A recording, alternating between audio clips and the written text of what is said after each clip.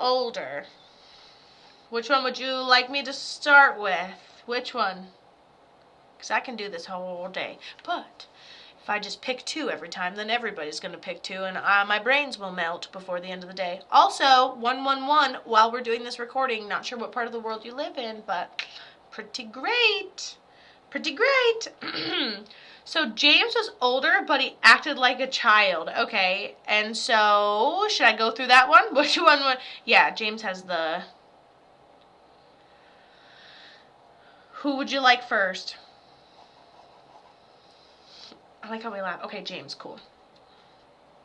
So James says he passed suddenly, unexpectedly. I say, dare I say, tragically, really quickly. He takes partial responsibility only because it was a situation we get ourselves into, but we don't necessarily think it's going to kill us or have an effect on our life, essentially. I guess I could put you underneath the camera here.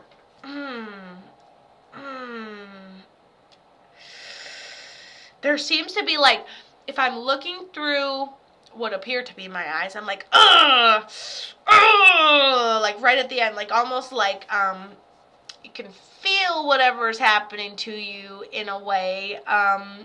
You don't see it coming, like, you know, when you get the air knocked out of you. Sounds more like Douglas, right? I'm gonna keep going then. My dad, Douglas, my dad. Okay. So, I'm going to keep going, and if that's who's speaking out to you, we did say both their names, and that's totally fine. So, I'm going to keep going. So,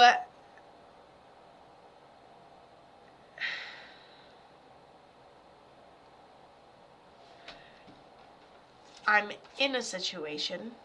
He shows me a house. Maybe he passed it home or somebody found him, but it almost seemed, I don't know, it feels almost like a heart attack, and you're like, one beat, ugh! Or like maybe you a situation that happens very suddenly, unexpectedly, and tragically, and then there's like a feeling of it affecting our high fun with Rachel, and there's a feeling of it affecting our physical body. The whole thing happens in like 30 seconds or less.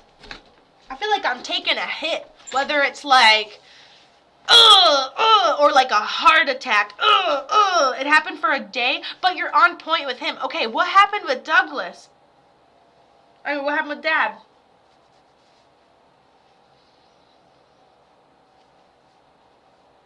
Blood clots. And he took partial responsibility for that situation because he didn't think that things would actually happen. So this means even if he knew he had any heart issues or whatever, like, it's not going to stop him from eating a burger because he wants to be happy, you know? And then he ends up passing up blood clots really suddenly. You feel like, oh man, you don't get to say goodbye. Did someone find him? What happened there? Because he gives me that little flash of like being at home for a little while. Like maybe this happened at home, or maybe somebody finds him at home. Blood clots released from his legs. He was out of it. He was out of the house. Where did we find, where was he? Where did we find him? There's not a lot of reaction time. Did we know about the blood clot? He goes, we knew about something, but not the blood clots. We knew the potential for them, but I hadn't checked in a while. Is something doctor's appointment. It happened at a doctor's appointment at the office in the hospital. He didn't know, but he knew something was wrong. Whoa, he described it perfectly. Chills. Yeah, and then he takes responsibility and says he passes before his time. I'll show you right here. He takes responsibility for the situation, and he passes suddenly and before his time. There was something underlying, and he knew there were issues, basically didn't catch it fast enough, didn't take care of himself when he knew there were problems, but of course, he died, and I didn't get to go that day. I was sick. So, you were sick and unable to say goodbye once he passed, or you were going to go that day, but you didn't because you were sick, which is probably great. Beforehand, probably great. So, let me know. Yeah, that was definitely your dad. Your dad's definitely the one that came through for your reading. Wow. He keeps showing me, so I'm going to write it down. He shows you didn't get a chance to say oh, that's what we're talking about right now. Didn't get a chance to say goodbye. Didn't get a chance to say goodbye. He says it's not what you think it was. Hey Danielle, if you'd like a message, we're doing a queue. You can sign up on my website. Otherwise, you might resonate with a message from any of the ones we're doing today. So please enjoy in whatever way you would like to today. I was going to go and couldn't. Then he was at the hospital and I was there, but he already passed. Okay.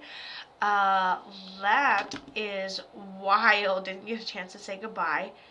And by the time you got to the hospital, he had already passed. And you couldn't go see him that day that he passed because you were sick.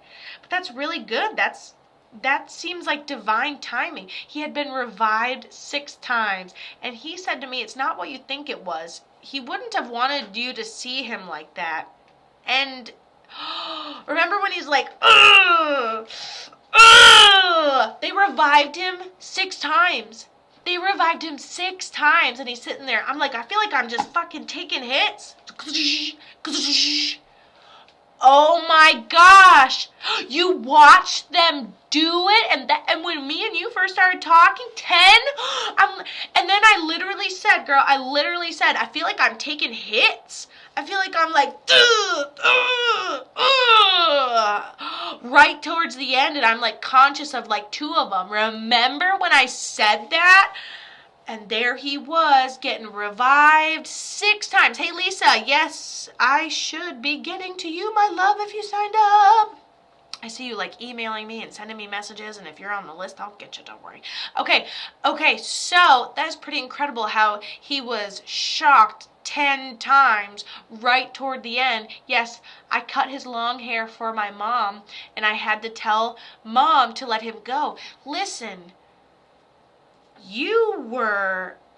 I think it was great for Mom to have that experience independently. I think you had the perfect timing for when you came into it all. I think that he was very conscious on the way out of the and trying to bring him back, you know. And then remember when let's make a mental note how he said he wasn't in pain, okay, how he said he was acknowledging that they were trying to bring him back, but he only felt 2, then he was out, okay. And so yeah, he's totally at peace. You should not feel like you didn't get a chance to say goodbye because you were there. You were helping other people through the trauma of losing somebody. You were there right at the time where, like, you watched him get shocked. You were there at the end. He felt 2 of them, and you were watching them all, and so you didn't miss what you were supposed to be there for. So there's no loss. And then we're sitting here, obviously there's the loss of losing your family, but there's no like, yeah, you helped other people with his transition, and you told Mom to let him go, which in turn let him go. So you did that, you know. So always a different perspective. And he loves that you have his hair. I can't believe he didn't mention that when you were asking about, oh no, that was the other person right before you. I'm like, I can't believe he didn't mention that when he was talking about all this stuff. But I'm pretty sure that was Juju. Anyways, cool. Love ya. Glad to get your person on.